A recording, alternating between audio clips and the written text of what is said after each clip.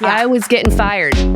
Laid off, to be clear, not fired uniquely. Like a whole wave of us were going to be cut out of an entertainment company, which is something that everybody can relate to these days. Disney has had big layoffs. Mattel has had big layoffs. There are a lot of large entertainment companies that have downsized. So that was happening for me. Thankfully, I had a little bit of a heads up. And so I hired a career coach at the time to figure out what's next.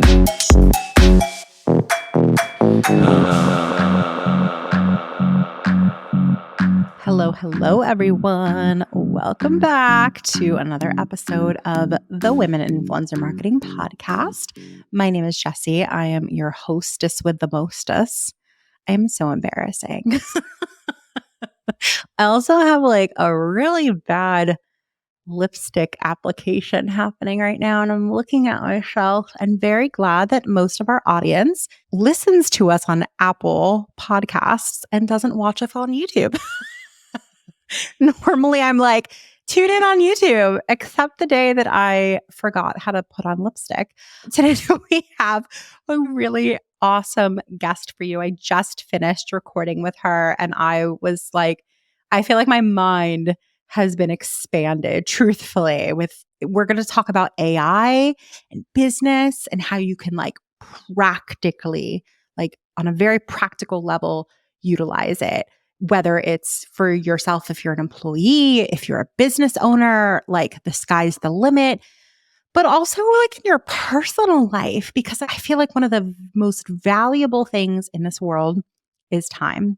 And I feel like as 20 and 30 and 40 something year olds, I feel like we're looking at time so differently than we used to. I don't know. I'll speak personally. I feel like I am. I feel like I used to be so used to grinding and working crazy amounts of hours per day, per week. And I just don't want to do that anymore.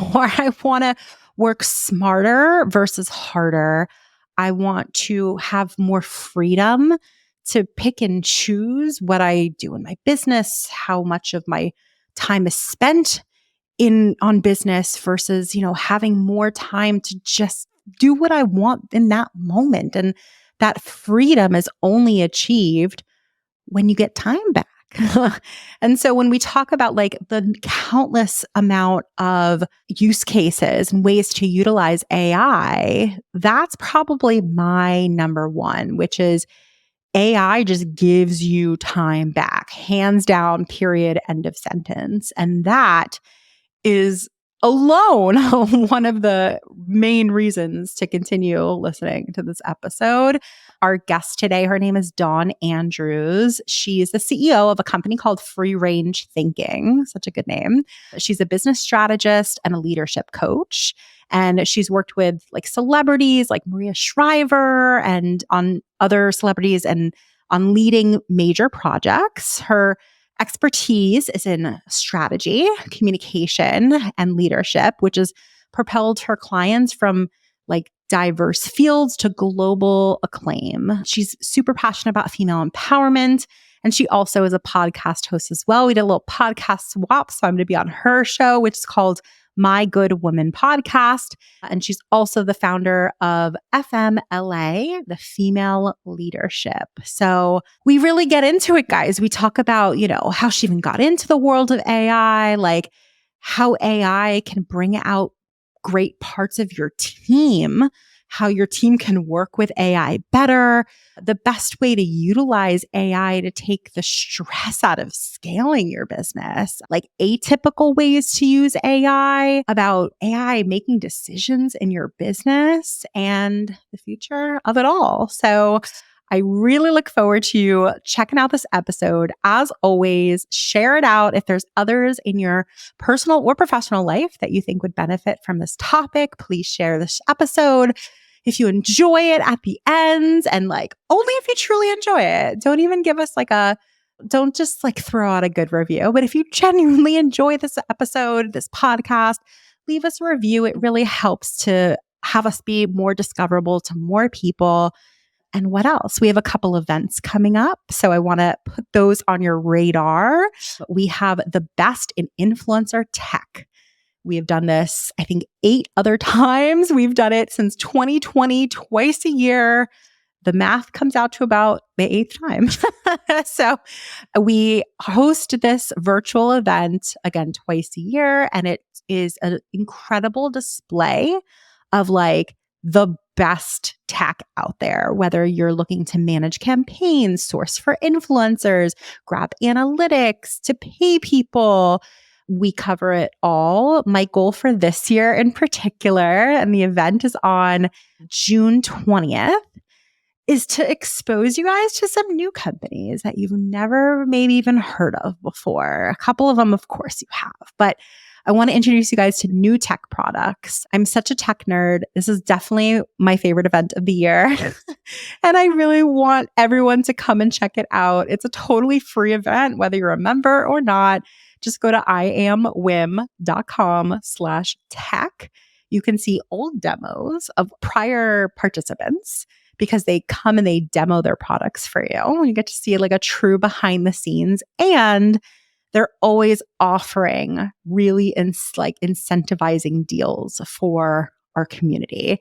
And that's something that definitely gets people to watch, because how often can you get a deal on a SaaS product? Very rarely. So again, June 20th, virtual event. You can tune in from anywhere. iamwim.com/tech to get your ticket. Totally free and like packed full of value. We are also hosting in-person events, taking it offline. We've got dates set right now for Atlanta. We have New York's being announced soon. We've got LA and we've got Philly. And we have so many other cities. But if you are like wanting a fun girls' night out, like it'll be influencer marketers. So inevitably business will come up. But we just really want to produce these events that are like genuinely a good time. Like our New York event last was bouquet making, and we got a bunch of flowers and everyone made like a custom bouquet and then put a little note on it with their contact info. And then at the end of our really fun event where there's like food and drinks and fun, get to know you, like you took home a bouquet that you didn't design and it had some contact information. So then you got like a new friend out of it. It was really sweet. And who doesn't love taking home flowers, right? So we're doing that. Our LA event is like this incredible wellness thing at like a spa. It's going to be so nice. It's for Mental Health Awareness Month. We're doing so many fun activities, you guys. We're probably talking about having astrologists or numerologists come, and we're really going there, leaning into the fun. Of course, business will come up, but like we all need to have more fun. Check out our website. You can find all the information on upcoming events, or if you're not a member, you could put your email in your local, like your market, whatever market you're in. And then as soon as we have an event there, we will notify you. But we are coming to New York, LA, Chicago, San Francisco, Austin. We're going to Miami. We're going to London, Toronto, like lots of cities, you guys, all over the place. So can't wait to see you there. I'm going to stop talking. I'm going to wrap it up because I want you to listen to our guest, but it'd be crazy if I didn't mention it because these events are going to be so good. All right, you guys. Without further ado, we have our guest coming up next, Dawn Andrews. This show is sponsored by Women in Influencer Marketing, better known as WIM, the best online community for the creator economy. You will meet fellow influencer marketers, you'll meet brands, you'll meet talent agencies to talk shop, get hired, and even find a mentor. When you become a member, do not forget to check out all of our incredible resources. For example, we have dozens of masterclasses from the top voices at TikTok, at YouTube, award-winning agencies, and women who are paving the way for us all.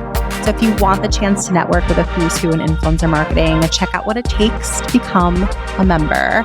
Make more money and have fun doing it. Visit iamwim.com/join. That's iamwim.com/join today. And I so look forward to seeing you more around the community. So first of all, I'm just excited to have you like chatting with us today. Like this is a topic that I'm fascinated by. And I was just like, ooh, we're going to talk about good stuff today. So first and foremost, welcome. And Thank you. how's your week so far? It's been really good. I've had the great pleasure with the flexibility of owning my own business and having it be portable to go take care of a very good friend who was in a car accident. So it's been very good to, I've been having those moments of gratitude that I've made these choices and that I have this business and I have that possibility, because there are some days when I'm ready to leave it. So it's nice to appreciate it today. I'm sorry to hear that your friend got in a car accident. I'm happy to Yes. be here that you can be with them though. And Yes. absolutely owning your business. I don't know, there's probably a handful of things that I hear repeatedly from people who own their own business, like the positives of it, but Yeah. one of them is the freedom. I Yes. always hear you're in control more. I was Yes. talking to somebody a couple weeks ago and she's like, I'm working an insane amount of hours right now. She's like, I might take the rest of the year off though. Yeah. You have total control of how you work, when you work. So I'm glad that's what you're experiencing too. Yeah. I believe that life is more fun when you bet on yourself. And so it's nice to know that when you have those sometimes 80-hour weeks, or you're waking up at 3 a.m. because you're thinking about stuff, or, whatever those stressful entrepreneurial moments are, that it does pay off in I think the return on investment is far greater than the stresses of running a business. So tell us a little bit about how you even came to be in have your own business, and what sort of drove you to that decision, and what has it been like? So my company is called Free Range Thinking. I'm a business strategy consultant and an executive leadership coach.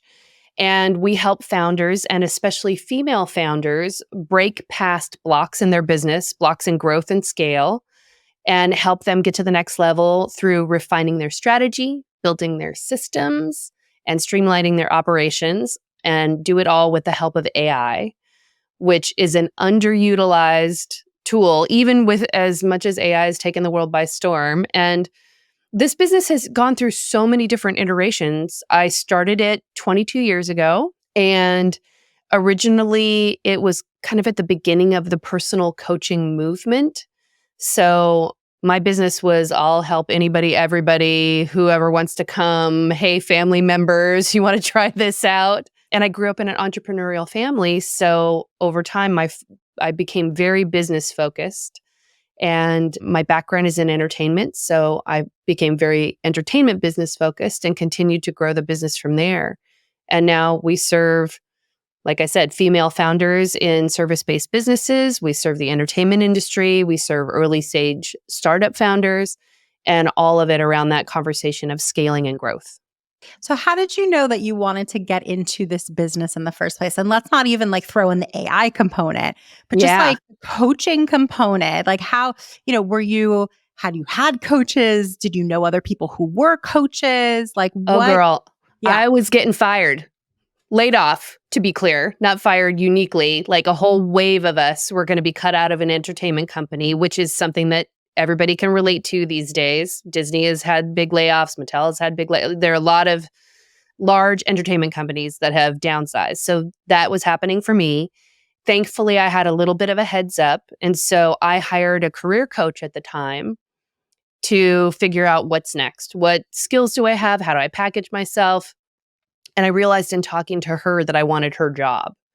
And not necessarily the career coaching part of it, but the talking to creative, interesting people, hearing what their strengths and their opportunities were, and being able to help, feed that back to them, direct them, give them opportunities for growth. And so after that happened, I was like, what do I need to do what you do? And then I got a master's of organizational development, and here I am. That is so cool. I love that. It has to come from somewhere. It's where was the exposure? Where was the inspiration? So I love that you personally experienced it and was like, not only am I experiencing a good coach, but I'm like, I want your job. I want to do that with my life. I love that. And so, okay, so then at what point did AI enter your business? Because I can imagine it wasn't 22 years ago. Yeah. So it's been interesting. If you look back at the history of the coaching industry, most of it started virtually. In fact, some of my earliest clients were just on the phone. So it was already departing from a therapy model. People were working on the phone. Then they were working on Skype. Then they were working on Zoom. So the adoption of technology, I think, has walked hand in hand with this profession. And I was thinking about when everybody went to Zoom during COVID, and I was like, oh man, I've already been there for years, like from the earliest launch days. So when AI came along, I started using a tool called Jarvis. Then it was called Jasper. And it was an early version of what OpenAI eventually released. It just had like a nice marketing wrapper on the top of it. So I was using that when it first launched, what would be, I guess, 3 years now, three and a half years ago. And once I saw even the capabilities of that tool, which was minor compared to what we now see and what's now visible to the average user, I was in. I was all in. It just was like magic to me. So it's exciting what AI can do for us as service-based business owners, online business owners, people that probably are doing a pretty heavy lift as founders and have to cover a lot of bases. AI is just, it's heaven sent, I think. And so I'm curious, like, did you first start exploring it just for you as a business owner, or were Yes. your customers and clients being like, is there more I need to know about this? Like, Nobody was asking. Nobody was curious. Nobody was asking. I mean, I think I was probably in the same place that a lot of my business owners were, which was strapped for time and wanting to clone myself. And depending upon where I was in my growth path, not having the resources to really fully do that.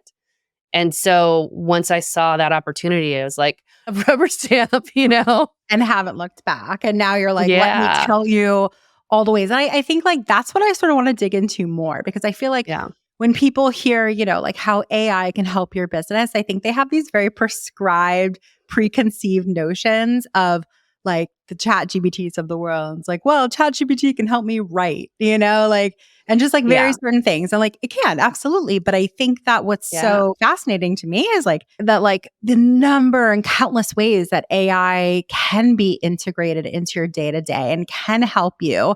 And I want to like, I'd love to dig into that a little bit. So I'm curious, like, what's the best way to use AI to even just like take the stress out of scaling your business? Like, let's start in like practical ways. Everyone wants to build and grow. Yeah. Okay. So let's talk about the difference between growing and scaling. So growing, I like to say more is more, meaning you have an expansion of your services or you bring on more clients, but it also means you have more work to do.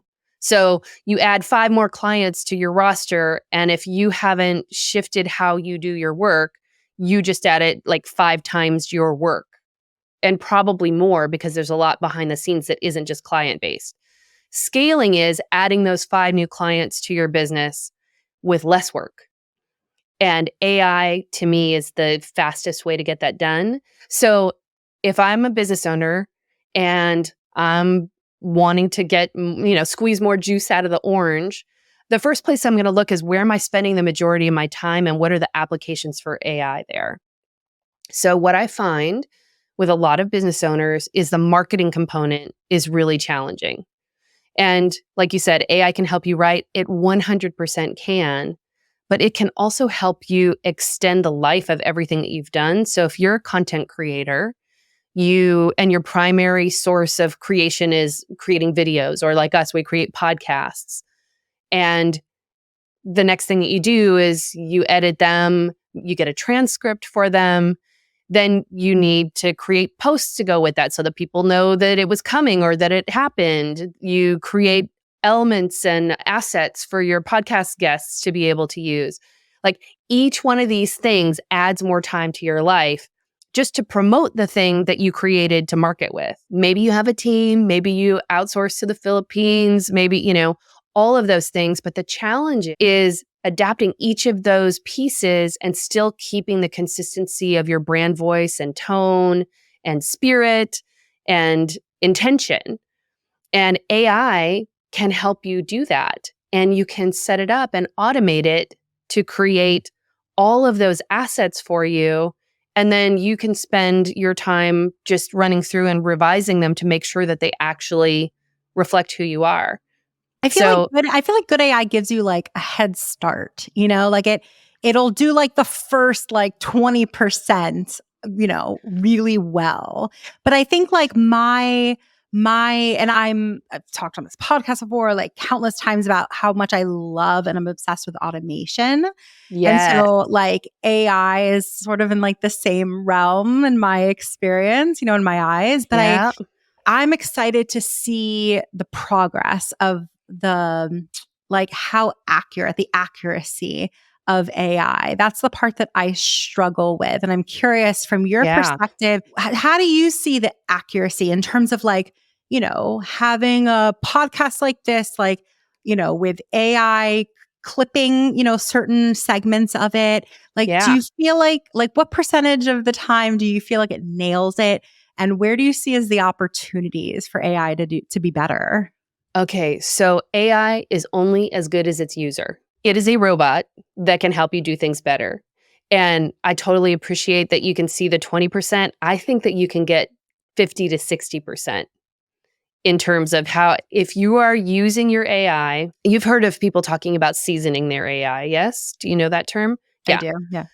So seasoning is essential, but there are even deeper layers to teaching and training your AI assistant, if you will, to do the work better. So for instance, we have several personalized GPTs that we use here depending upon the outcomes that we're looking for. And what I think most people are still experiencing, and maybe we've gotten past this point because things are moving so quickly, but I think most people are opening up ChatGPT, they see an empty chat box, and they type a sentence in there and say, I've got a podcast I need to write 4 posts to help promote it. Great start, but there's no context. There's no context for the episode itself. There's no context for the person that created the episode or the guest that's there or the audience that you're speaking to. So when you start using AI and you really want to get more out of it and clone yourself, just like you would train a personal assistant, you need to train your robot. And does that does that end ever? Do you feel like you're like, oh, cool, I made the amount of time investment that I needed to like get this to where I needed it to be? Or is there a maintenance to that? There is maintenance, just like there's maintenance with your brand, right? So if you think about your brand colors, your look and feel, the specific messages that you're really sharing at the moment, things may change in the world, things may change with who your target audience is, or you might get even more refinement, like you'll niche down even further. So then, yes, you'll need to update, like just like you would tell a team member, this is what we're about now, you need to tell the robot that too. So in getting it set up, I do feel like there's an investment of time, but like I'm talking an hour. Like I'm not talking days and weeks. I'm talking an hour. And the great thing about AI is that you can continue to iterate with it. And I think what I encounter with my female founders is that everybody wants to have it right, perfect, and done the first time. It's like, it's a female thing. I struggle with it too. But the beautiful thing about working with your robot is that you can spit it all out, get it started. And if it's not performing the way that you want it to, then just give it feedback and it'll work better. So interesting. Okay. So you're talking about not having it be essentially like another member of your team. And I love that. It sort of 100%. helps conceptualize like how to best utilize it. But I'm curious, like, do you also think that AI can help bring out, better qualities or better work products from your human team? Yes. So back to this idea of like, we're spending a lot of time in our conversation talking about content creation, just because I feel like that's a high volume of work with a low amount of return. Like it takes a lot to create it and it's necessary. Like you got to be on socials, you got to be sharing with people so that they see you and know when to call on you. But it's not like a one-to-one where you invest the time and then somebody buys your stuff right back, right? So Like, because I also think that like people, I don't know, I've heard these like stories about how like a company would bring in, an AI and people are like are you trying to like get me out of here? Are you trying to replace me? Like there's definitely this like unknown, like intimidation factor, all sorts of like uneasiness. But I'm curious, like if you can get buy-in from your team, can AI actually bring out the best in your team? AI 100% can. And it's a combination of elements. One is going back to the training of the robot and the training of the person. Like, just like you want your person to be fully in on your vision, mission, values, perspectives, products, etc., you're training the robot to do the same thing. And what's great about the tool is that, and I really want to stress that it's a tool, is that it can actually help your team improve. So let's say you have a copywriter that you have hired and there's meant to be working on your content creation. You can have them either create with the help of AI or create uniquely on their own LinkedIn newsletter article, for instance. You can run that through AI, seasoned with the intention of your brand, and say, am I on point here? What would improve this article? What would make this stronger? Where, and it will suggest back to you, you need to double check these stats. This paragraph is too long. You're taking too long to get to the meat of the article. It will treat your material as if it was a high-level editor. And if the back and forth is going that way with your copywriter, with each successive article that they're working on, they're improving their skills because they are using the robot as a teacher as well as a tool. What about tone? Because we've talked a lot about writing, and I think that is probably the most common use case for how people are comfortable and familiar with utilizing AI these days. Yeah. So but I find like tone can be really tricky. And we're talking about like content creation a lot. And like, I think the best way to get engagement in content creation is to have like a really distinctive tone, a really like clear brand messaging. And people work tirelessly to come up with a really great tone for their brand or their personal brand, business brand, what have you. So how do you find that AI in your experience does with tone? And if it's not getting it, how do you improve it? So it is going to be super robot-y to start out with. But as you become more familiar with, for instance, creating your own GPTs, so you can open ChatGPT, you can use the box, or you can create your own robot that is for your business in the ways that you want to use it. And one of the ways that I help people do that is we look back at what writing or what recordings or what videos do you feel best represent your tone. So if you said, this is quintessential me, this was the day that I was on my game, I was being a little goofy or, really insightful or whatever it is that is the you of you, you can share that and load that into ChatGPT to season it so that it has an idea of how you respond to questions when people ask you questions. I can load this interview in when I'm done and it'll see, oh, she likes to stumble and go back over her words, or she needs to ask the question again, or she throws in a girl every now and then. It's never going to replicate you 100%, and we don't want it to. But it can find those nuances in your speech cadence, in the way, the kinds of expressions that you use frequently, and come pretty darn close. I love that. Quick question for you guys. How much do you love redlining agreements? Yeah, me too. Let me tell you about our latest sponsor called Kavya. So Kavya, with K, is an AI-powered contracting platform that simplifies and automates your contracts. It'll hugely improve the way that you review partnership agreements. So if you're a media company or an entertainment company or a management firm, it's a must-have tool. Look, sometimes you do need to hire a lawyer, an expensive lawyer nonetheless, to work on an agreement because it's over a certain threshold, and a good lawyer can be invaluable. But what about all those other partnerships, those other contracts that are for $5,000 or even $1,000? That's where Kavya comes in to support you and your team through AI to process your contracts to gain a competitive edge through data-driven insights and automatic AI-driven red lines. It's game-changing tech, and it's founded by 3 brilliant women. So you know why I'm out here supporting it. Get time back in your day because Kavya will help you with the part of your business that may be your least favorite. So head to our website. It's iamwim.com/caveat for a completely free trial.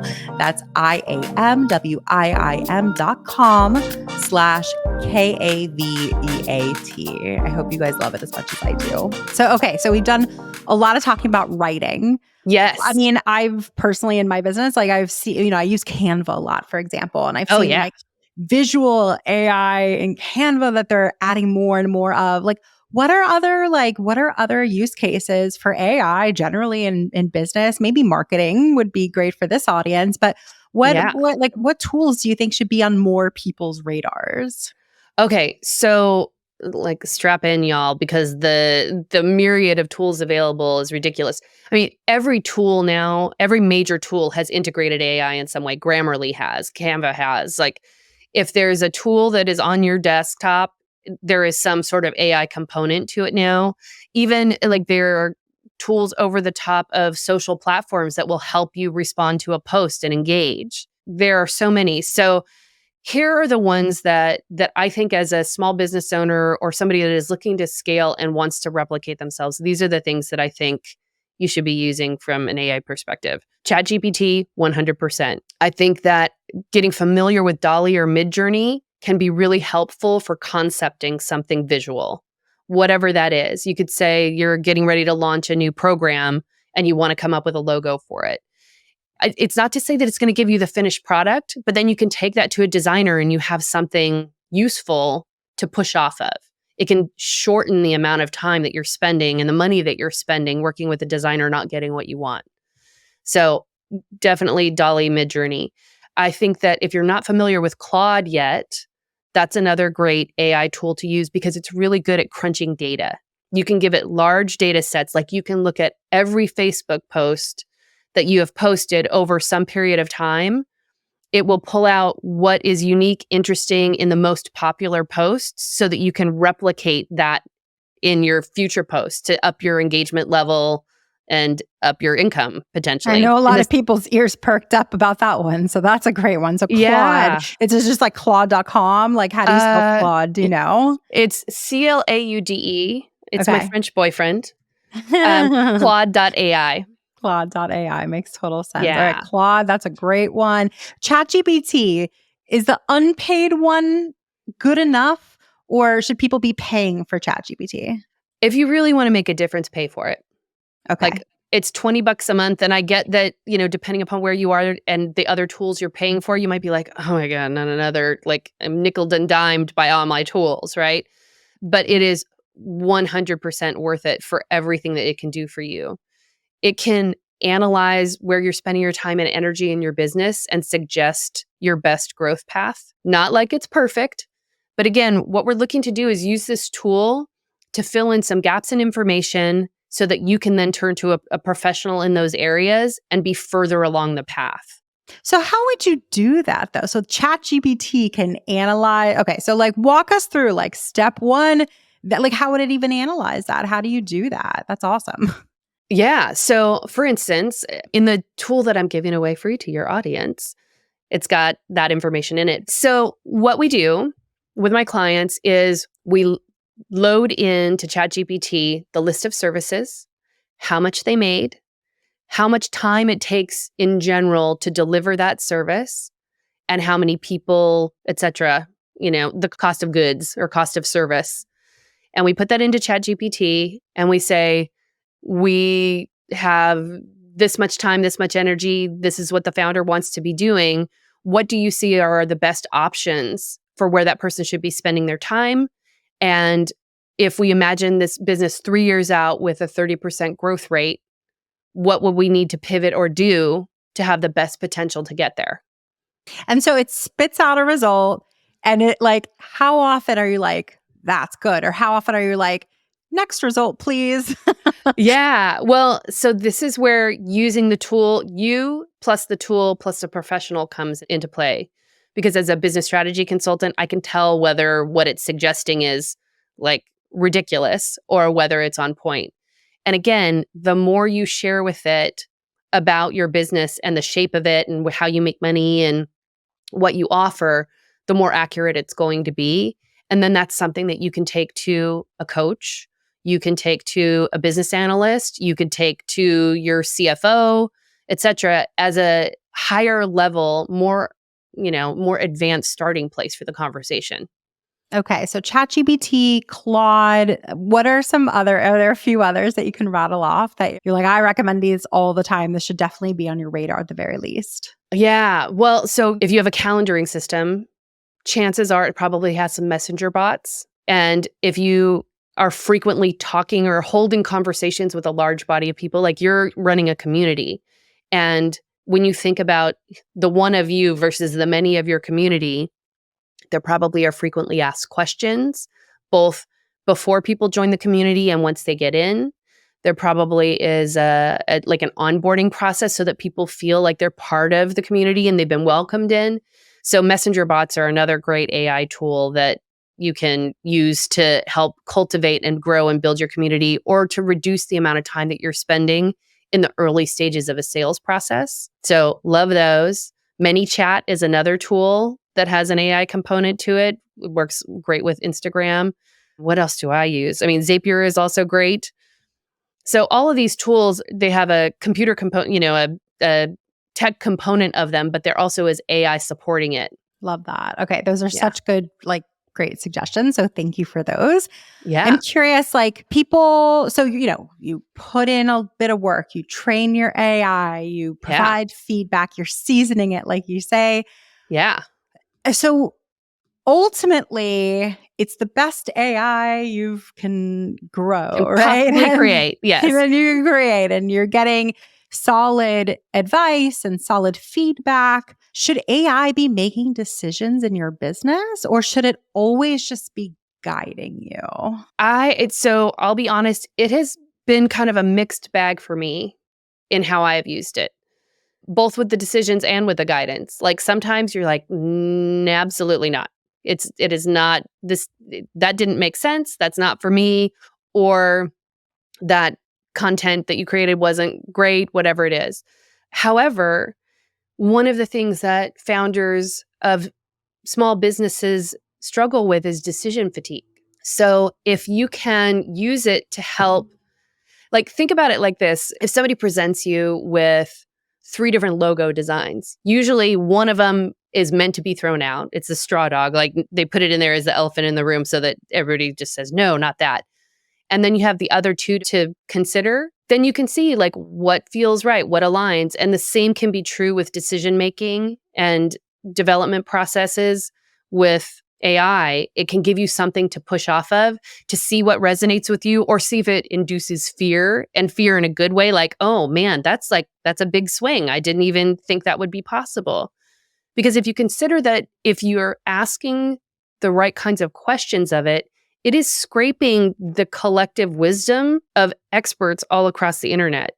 So we know there's a lot of garbage out there, but we also know that there are extraordinary white papers published by the brightest minds in every single industry. And it is pulling from that information. Yeah. And how valuable that is to essentially have at your fingertips. But so what are because I feel I can hear some people listening to this right now being like, but this, but that, but what if you a lot of fear-based thinking around AI, uncertainty. What do you think are some common misconceptions around AI that you would love to correct?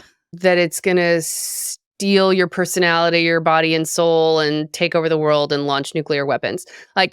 Yes, the smartest minds in AI definitely have those concerns, but it's more the concern about who is programming it and who is policing the ethics of it than the robot itself, which goes back to you. Who are you being in relationship to this tool? It's a tool. It's a very smart tool, and you can make it smarter and more refined, but it's a tool. And you can choose not to use it, and that's okay too. However, I will tell you that it is here to stay, and the sooner that you can play with it a little bit, test drive it, become more familiar with it, and see where you want to apply it, then great. I mean, let's just talk about, like, I'm going to put it in makeup terms, you guys, okay? There, during COVID and even beyond, there was like the contour wave. Everybody, it was like, it's all about contour. We're going to we're highlighting, we're contouring, we're adding a little blush here. Which products are you using, etc. For some people, it is magic. And for other people, you're like, I don't want to put another layer of stuff on my face. It is not for me, right? However, it is here to stay. Like, contour is never going away. It never went away. It's just now more publicly talked about, available, and used. Same, like, I can't believe I'm comparing AI to contour, but there you go. So first for everything. Yes. First for everything. No, I appreciate that. I sense that a lot of people, more and more people are intrigued. More and more people are seeing the value. But even in a lot of those folks, like, they're still worried about like privacy concerns, about, Yes. I don't know, just a lot of, and they're like very legitimate concerns. I don't think you should dive into anything without knowing, Yes. the rewards, but also the risks involved. So are there any like best practices that you think of for sort of like keeping your business safe, keeping proprietary information out of there? Like, some things are probably obvious, but is there anything, best practices that you always like to inform people of? Yeah. Keeping an eye, like, set a Google News alert for AI ethics on your computer. Because then you'll see when the next new article comes out, the next new conversation topic has started. Because even that has iterated a ridiculous amount of time since OpenAI was released in November of 22 or whatever it was. So just setting that Google alert, especially if you're a nervous Nelly about privacy concerns and, how is my information or what I choose to type in here going to be used? That's a good start. The next thing is, I kind of think of it like the stranger on an airplane. So sometimes you have really open conversations with the person sitting next to you because you're going to walk away and not see them again. And sometimes when you're having those open conversations, you also like put guardrails up for yourself about how much you share. Or the same with how much you share online. You know what I mean? If you're open about your life and who you are and what you're up to online, then I think that's fair game, should you choose it, to share with AI. But if you're in a larger corporation, let's say you're in a role where you're inside of a larger company using AI, most companies now are starting to build their own version of the tool or a wrapper over the tool inside the company that sets up firewalls for certain company information. So if there's something that you don't want out there, then don't put it in there. Makes sense, right? Sometimes the answer is the simplest thing, but it is interesting that people are sort of setting up like parameters around it, like for internal purposes and protections and stuff. So that makes a lot of sense. We talked about like, the AI is not going anywhere, but I'm sure it's going to continue to evolve a ton, even in terms of like use cases and applications of it. Where, I have such a broad question, so take it wherever you want, but like, where do you see the future of AI? I think it will be everywhere in every instance of our lives. And to be able to use it well, to kind of, one of my mentors in the AI space says, dance with it. Like, to be able to understand, what is this? How does it work? How do I make it my friend and make it a useful contribution to my life and my tools? The sooner you start to develop those skills, the better, because it's not going anywhere. And in terms of its growth and possibility, like, I honestly can't even wrap my mind around the possibilities for it. I really can't. I don't think it's ever going to replace people that are skilled people, and it will never replace skilled people who know how to work with it. Like, if you can't beat them, join them. I work in the entertainment industry, and everybody's very concerned about being able to like replicate a screenwriter's voice or replicate an actor's face. It is 100% possible to do that at a certain level. But in terms of the humanity that it takes to deliver a performance, or the humanity that it takes to write a moving piece of material, that it's irreplaceable. So will we see like big action movies with faces that all look the same, in the stands of a football stadium, for example? We already see that was already happening. That's not a new thing in terms of, will we get a lot of pretty simplified rom-coms on Netflix? Yeah, I think you can count on it. And I think AI will have something to do with that. But there was always a human that is connected to that said yes to that. So use your time now in these early stages of the development of AI to make friends with it and decide who you want to be to the tool, its development, and its applications across your business, your industry, and the world in general. I've just seen it as like surprisingly helpful, and I feel like the more you are open to it, it certainly becomes less scary because it actually becomes such a good tool for you in your toolbox as a business person, as an employee, as, whatever you're looking to do. So I think that my hope at least is the use cases continue to grow. I think people are, they know the handful of use cases that are the most common, but there's so many more interesting, dynamic so ways many of utilizing it. And for work, but also even just in your everyday life. Oh, girl, I hired it to be a professional organizer for me this morning. I love that. Wait, tell us more about that. What is it supposed to do? So I will be honest with you. I am a mom of 2. We are all very tall people and we live in a little cottage in Los Angeles. There is a lot of stuff in my house. I am a time-starved business owner. And I just want somebody to tell me what to do. I want decision fatigue. I want somebody to tell me what to do. And I'm good. Do you want me to read you literally what it told me to do? I would love that. Yes, please. It's hilarious. So I said, act as a professional organizer. We have a living room, kitchen, 2 bathrooms, and 3 bedrooms in 920 square feet. There is clutter on every inch. Where should I specifically start to declutter so that I don't get frustrated and overwhelmed and pissed off? It's like my AI therapist / organizer. I know, seriously. So it said, as a professional organizer in a small cluttered space, I would start with prioritizing areas based on their impact on daily life and which can be easily tackled. And then it broke it down and said, in the living room, do this first. Sort and decide this. Get these things figured out. In the kitchen, do this. And sometimes it's really generic at first. And I'm like, no, I literally want you to tell me the very first thing. I'm going to leave this chat and go do the thing. Give me that instruction. And so now I know how to declutter my house, and not in a Better Homes and Gardens, real simple magazine, apartment therapy kind of way, but in a here's what's right for me with my house and my people and my stuff. And it's such a good example because I feel like people are listening. They're like, it could do that?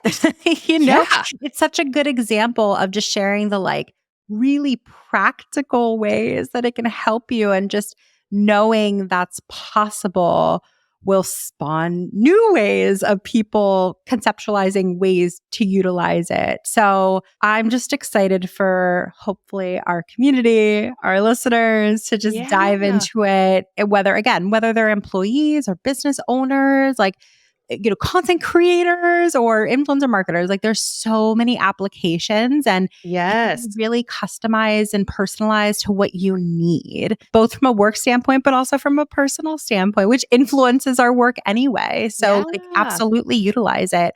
I have a feeling that our audience is going to want to connect with you and learn more about all your theories on AI and your best tips and practices. So I know you said you had something to offer our audience, which is exciting. Yes. Tell us a little bit more about that and how they can reach you. Yes. So if your business growth is giving you challenges, or if it's stalled, if you feel like you don't really have time to think ahead and plan or know what you would put in that plan, and you feel like you're kind of maxed out running your business instead of scaling it and enjoying the fruits of your labors, then the tool that I'm sharing with you today is called the Boost AI Strategy Framework. 5 simple steps to be able to leverage AI to make all of those things possible. And you can find that download at dawnandrews.com/AI strategy framework. And I'll share that with Jessie so she can put it in the show notes. And then If you want to like get into the AI stuff and break it down even further and look at where that could make a difference for you and how you're running your business, you can find me on LinkedIn and Instagram at Free Range Thinking. I love that. And we will, of course, share links and all that in the show notes for sure. So you guys can reach out and connect. I'm happy that we were connected. Too. It's been so nice getting to know you and like fascinating to learn about all the work that you're doing. Like, I think you're so well positioned. I just feel like people are like eating this stuff up because it's like foreign enough that they're like, help guide me, but it's intriguing enough because they see what it can do. So I just think you're like so awesomely positioned and I appreciate you chatting with me today. So Thanks for taking the time. thank you for coming on today. I hope you guys enjoyed it as well. Definitely reach out to Dawn, check the show notes on how to do it. Check that download because that's an awesome resource. And thank you for offering that. Of course. And if you guys want more conversations about AI, if this intrigued you, leave a comment below. Let us know if we should have Dawn on again and talk more about AI. I appreciate you guys tuning in and we will see you next time. Bye, guys. If you enjoyed this episode, we gotta have you back. Check out our website for more ways to get involved, including all the information you need about joining our collective. You can check out all the information at iamwim.com. Leave us a review, a rating, but the most important thing that we can ask you to do is to share this podcast. Thanks for listening. Tune in next week. Tune in next week.